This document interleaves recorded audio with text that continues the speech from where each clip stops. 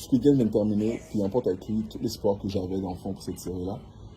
On va parler d'un problème qui est vraiment récurrent dans la série, pour moi, qui est récurrent. Bien que j'adore le concept de Squid Game, je veux vraiment m'empêcher de réaliser quelque chose, c'est que le personnage principal est super mal écrit. Je sais pas pour vous, guys, de la première saison à la troisième, non. De la première saison à la deuxième saison, parce qu'on va pas se mentir, il y a 2 saisons, il n'y a pas 3 saisons, il y en a 2. Le personnage principal n'a jamais réellement évolué. Il n'a tout simplement jamais évolué.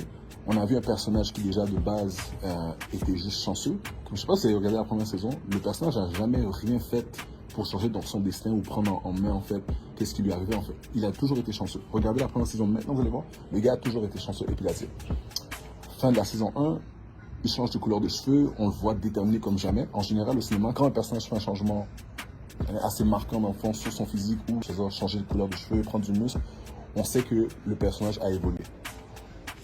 Déjà, saison 2 arrive, sa couleur de cheveux disparaît.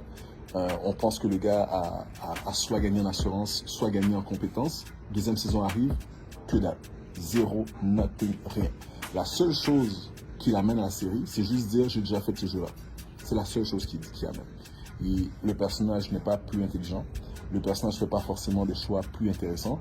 Oui, ok, je comprends, tu veux essayer de sauver tout le monde, mais tu as déjà fait le jeu. Tu comprends déjà que comme les gens vont mourir no matter what. Tu vois ce que je veux dire? Puis je peux comprendre dans les premiers jeux, ok, tu essaies de sauver les gens, mais tu vois que les gens eux-mêmes ne veulent pas se faire sauver. Change de cap. Tu vois ce que je veux dire? Puis le plus triste dans l'histoire, parce qu'on va entrer dans le spoil, si vous n'avez pas vu la fin de la série, partez tout de suite. Ce que j'ai moins apprécié, c'est le fait que comme le personnage dans la saison 2, la promesse qu'il vient dans la saison 1, c'est que il était en mission. Il voulait arrêter les jeux, il voulait comme arrêter les personnes qui...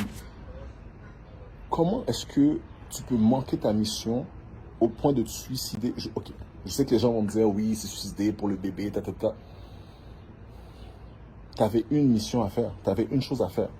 Nous montrer que c'était pas juste la chance qui t'a emmené là, en fait. Tu vois ce que je veux dire? Parce que ce que tu nous démontres, en fait, c'est juste de la chance que tu as eue.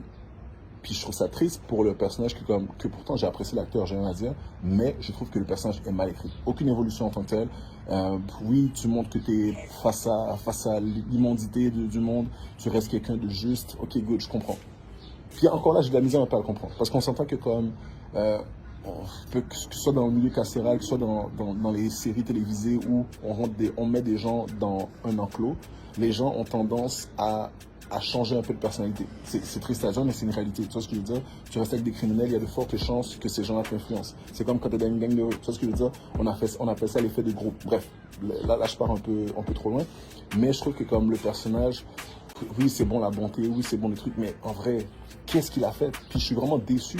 Surtout que j'aurais préféré en fait que comme à lui seul, il revient à la fin de la série et dit, hey, guys, là, je vous ai arrêté parce que j'ai des compétences. J'ai été riche, j'ai pris des cours de karaté, j'ai pris des tours d'autodéfense. Maintenant, je peux vous flinguer.